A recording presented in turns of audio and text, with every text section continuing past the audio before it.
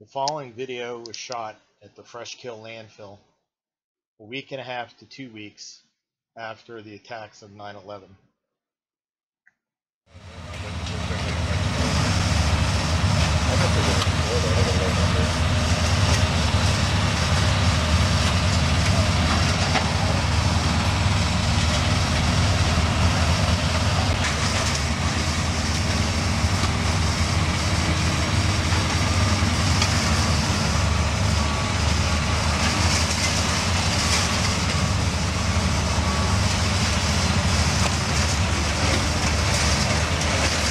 At the request of the NYPD Canine Unit and with the permission of the FBI, Rescue International was asked to bring in a task force of recovery dogs from across the eastern part of the U.S.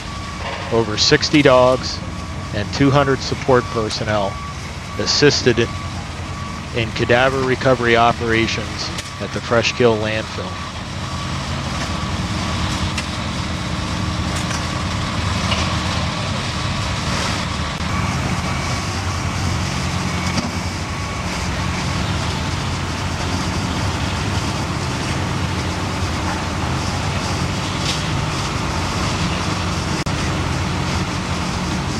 This operation started September 16th at 5 p.m.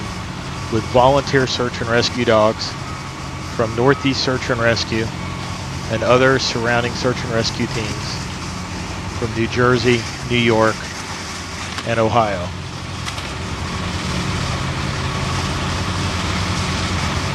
This video is only a very short snapshot of what happened over the 2 weeks that the Recovery Task Force was in operation.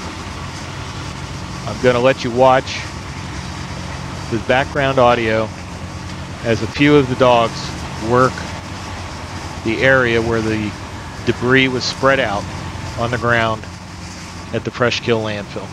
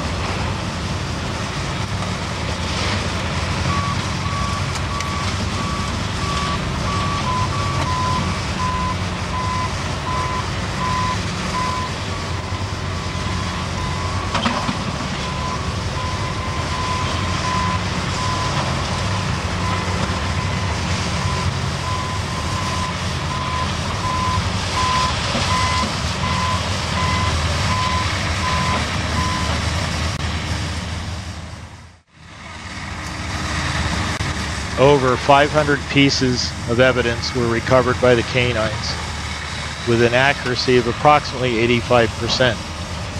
A lot of contamination occurred on many items, including even a steel I-beam that the dogs kept hitting on that had just a very small greasy smear.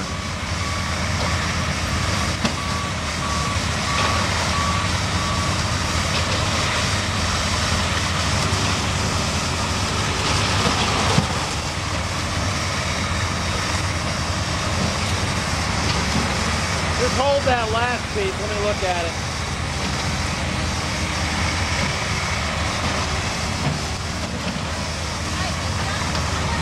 Is that? Just hold it, we're going to look at it in a second.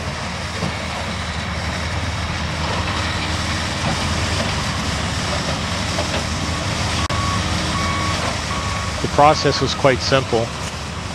A 3-person with 1-dog team would work this very large open area that had rubble that had been shipped and then transported into the landfill and spread out by heavy equipment. The canine handler, the canine, and generally 2 support personnel worked with the handler.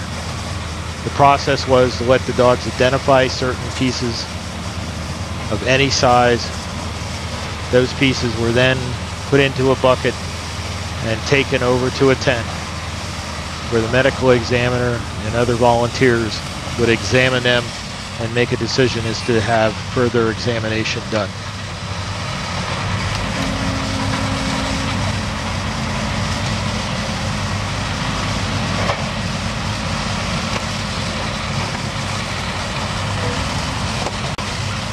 In this instance, a second dog is brought in to check an area that the first dog, the Border Collie, had shown some interest in.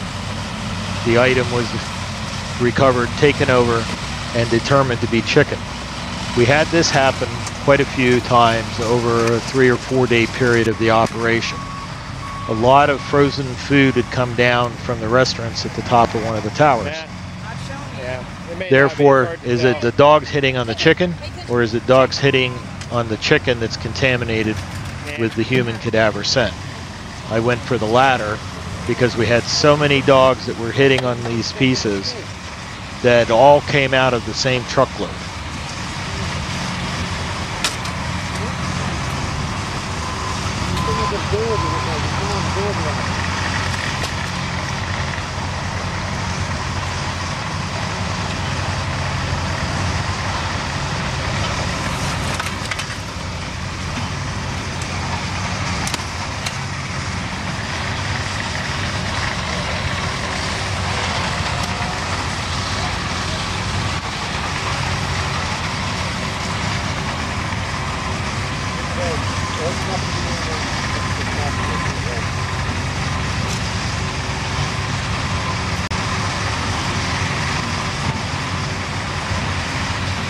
In this instance, dog shows a strong interest in this one spot, the pile of metal. At that point, I shut off the camera and we went in to take a look, and we did find an article that was later identified as probably being human. That was just one of almost 500 items that were turned in.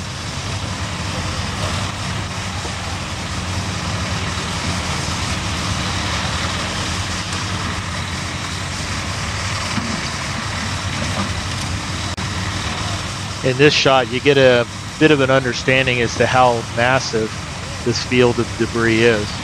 There was also dozens and dozens of law enforcement, mostly detectives, sifting through the rubble looking for the black box and other possible items that might have been crime scene or identification of personnel that were in the building or on the airplanes. After all the detectives had gone through this very large field of debris and the dogs had done their sweeps through the debris looking for any human remains, all that material was then bulldozed off to one side, and very large dump trucks, triaxle trucks would come in and start dumping big piles. They would then bring the bulldozers and the heavy equipment back in and start spreading it out to thin it out to something of about 18 to 20 inches tall, with enough room to walk around it in many places. In this picture, you can see all the bulldozers standing by.